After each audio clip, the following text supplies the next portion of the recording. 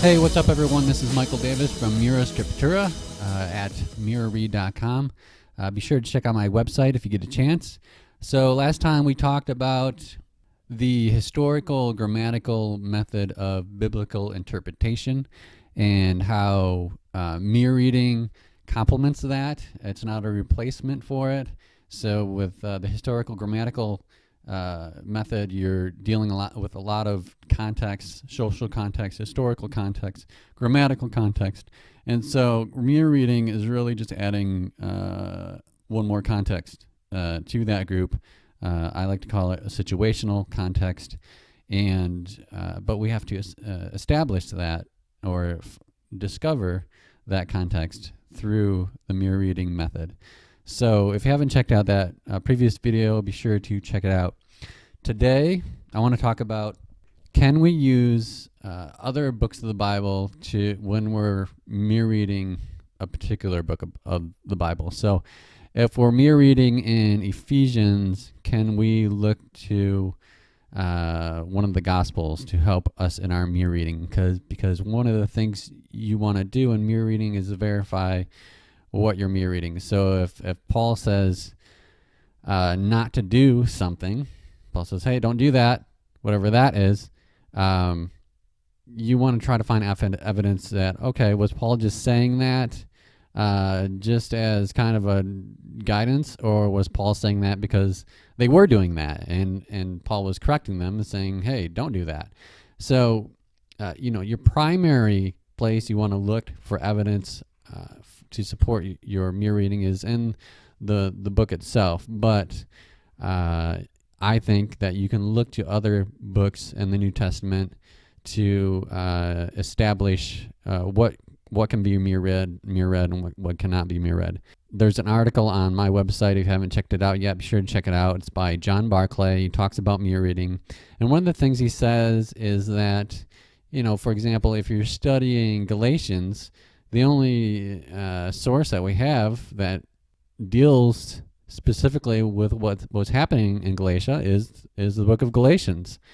And yeah, so I do agree with that, but I don't think that's really, when we're mere reading, I don't know if that's really should be our primary focus. I think our primary focus should not be on what was happening in Galatia, but it should be what were the false teachings in Galatia. And so, what was happening in Galatia is just going to be a byproduct of those false teachings. And so if our primary focus is on the false teachings, well, then those false teachings can be being taught in other places. So if you have a false teaching in Galatia, it's possible that it's also being taught in Ephesus, for example.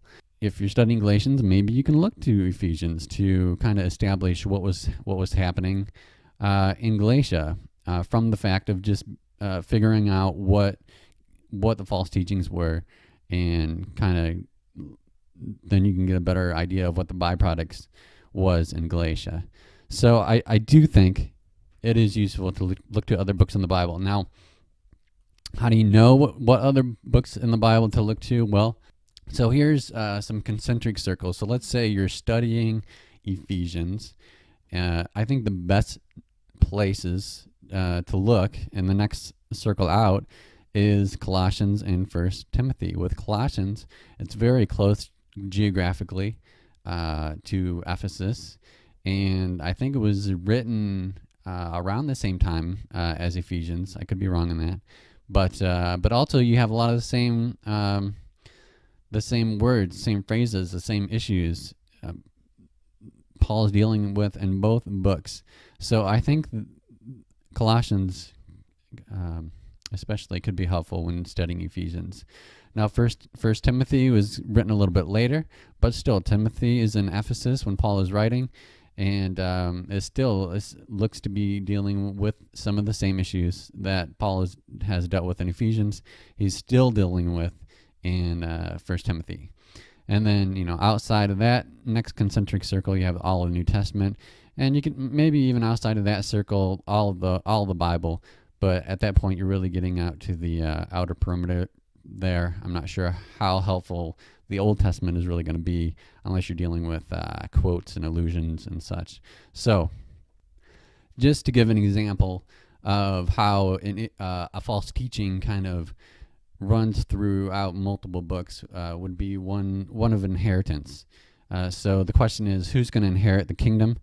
And a lot of the New Testament authors really seem to be dealing with that through Ephesians, Romans, Galatians, Matthew, the Gospels. They just seem to be really dealing with that issue, because it seems to be that the false teaching was only those who were part of Israel would inherit the kingdom. And then it gets even more detailed, and that's, saying it would only be males, not women, not children, not slaves. And so New Testament writers are just responding to that and that false teaching throughout quite a bit of the New Testament. So that's one example of, I think, an issue that you could look to multiple books of the Bible to get a better understanding of an issue. Even if you're just studying one book of the Bible, you want to look to other books to get a broader perspective. So one of the things I'm curious about, if that is the case, if the same false teachings are being dealt with in multiple New Testament books, how is it the same? Is it, so supposedly Galatians was written first and Revelation last. So is it the same false teachings? Is John dealing with the same false teachings in Revelation that Paul was dealing with in Galatia? Or do the false teachings kind of morph throughout times and through counter arguments and such? And so it kind of changes throughout time. So by the time you get to Revelation, John is dealing with a different set of false teachings, or partial false teachings. Maybe there's some that are still left. Maybe there's some new ones. Or maybe they're all new, or maybe they're all the same.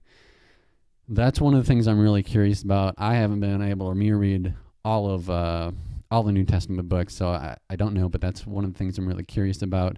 And does that have an impact on dating and authorship of New Testament books? So if they're dealing with all the same issue, that means, or issues or false teachings, then that means maybe, well, one, maybe the books were written closer together in time, or two, these false teachings really took root in the Old Testament, or in the New Testament church, and it really took.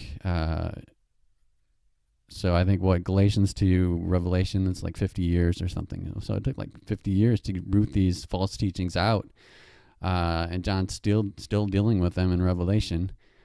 So I think that's really interesting.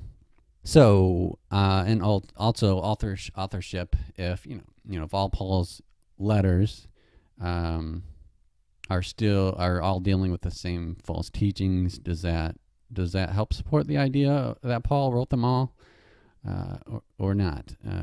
Obviously there's other factors in both authorship and dating, so we're not going to rely just on mere reading, but I think it raises some interesting questions, and we should I think it'd be good to ponder them. So I think that's it for today. Be sure to subscribe to my YouTube channel and also my website. Thanks so much for watching.